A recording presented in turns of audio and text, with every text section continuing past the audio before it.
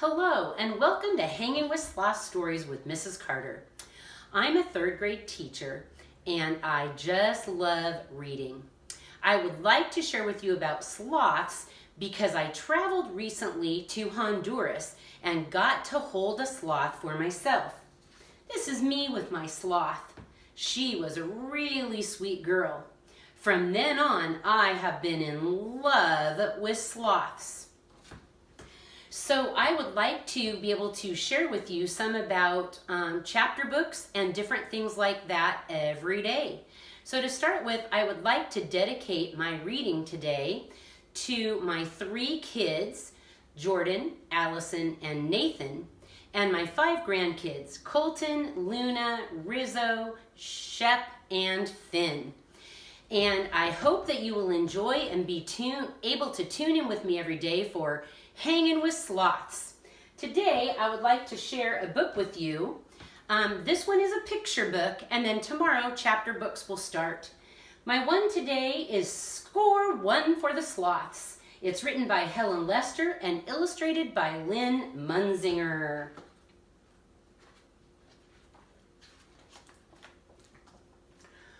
Hody hum! It was another day at Sleepy Valley Sloth School, and all the sloths were just hanging around. Once in a while, the teacher would remember his job and wake up with a lesson. "All right now," he would drawl, "everybody on." Or, "Keep those snores coming." Or, "All together, students, let's roll over." Most of the time, though, the class just slept. It was a sloth thing. They were content in their slothfulness. Occasionally, the principal would drop in and say with the chortle, "Don't mean to wake you, but I've never in my life seen such a lazy bunch of louts. Keep up the good, whatever." And the sloths would smile in their slumber. The only movement of the day came at lunch hour. Actually, it was lunch 3 hours, when the sloths would amble around the slothateria, taking a berry at a time, slowly chewing each one ever so carefully. After all that exertion, it was nap time again. Then the students were off to study hall, and then it was time for recess. The dismissal bell rang at 3 o'clock sharp each day, but it was dusk before the sloths left school because no one wanted to get up and open the door. "Do I have to?" moaned one. "I did it last time," said another. "My leg hurts," mumbled a third. So everyone was happy to go back to sleep until 6 o'clock, when the custodian swept them out and they rolled home.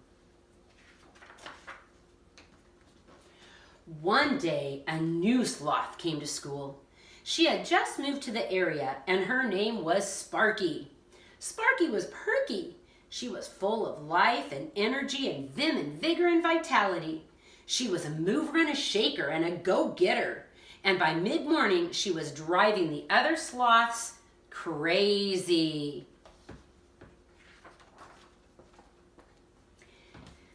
"Let's read a story." "Hey, we could use a little music." "Want to build a castle?" "Anyone for math?" "How about some poetry?" The lazy sloths shook Sparky off, nudged her with their elbows, and shoved her away with their toes. So Sparky sat in a corner fidgeting on her first day of school, feeling very unwelcome. "What a bunch of bores," she sighed to herself. Then she looked up, and there was a real boar at the door with a clipboard. From its outfit, it was clear that it was a wild boar. The boar announced, "I am an official representative of SOS. That's the Society for Organizing Sameness. Wait till you hear what we know about you. It says here in my report that Sleepy Valley Sloth School is a disgrace to the entire mammal district.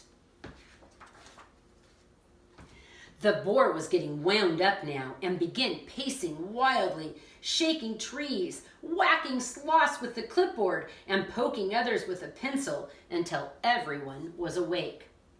Want to know your scores? Without waiting for an answer, the wild boar boomed on. Reading? Dreadful. Music? The absolute worst. Block building? Zilcho. Math? Forget it. Poetry? Off, below, and way under the chart. Thus, I am here from SOS to close this school. The sloths gasped. Their school? Their happy, peaceful, slothful school? They had to do something, but they weren't doers. They'd never done anything. Only one sloth could help them now. The mover, the shaker, the go-getter. All eyes turned with hope to Sparky. Sparky addressed the wild boar. You mentioned reading. Reading, of course. She passed out the books and the sloths began unsure of what books were. Were they sandwiches? They began munching. Reading, whispered Sparky, not eating. She laid a book over each sloth. The sloths looked like they were reading. Music? Sparky whipped her violin out of her knapsack and played Flight of the Bumblebee, while the other sloths snored very realistically. Whoo! Block building? The sloths were well past their nap time, but they threw themselves into the task. Occasionally, a sloth in need of a quick snooze would get sandwiched, but that made the tower all the higher.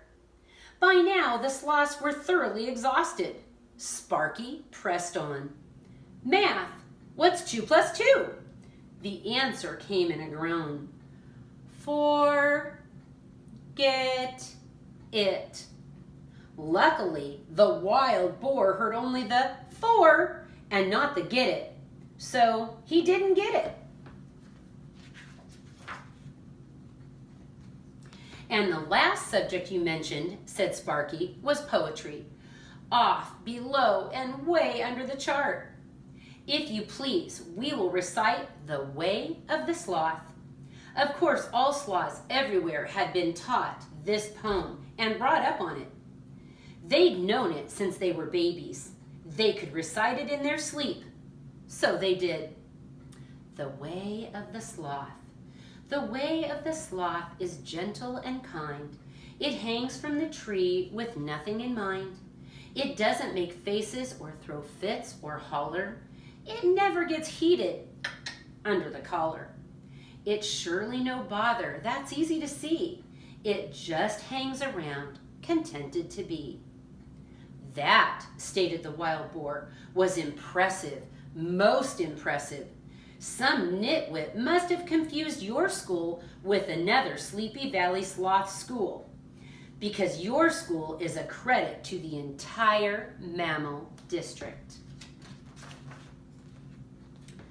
Off stalked the wild boar with the clipboard, and everyone, especially Sparky, settled in for a peaceful, well-deserved, and very long nap. Well, I hope you enjoyed that story today. Tomorrow I will be starting a chapter book. I hope you'll get to tune in often to Hanging with Sloth Stories. See you later and happy reading.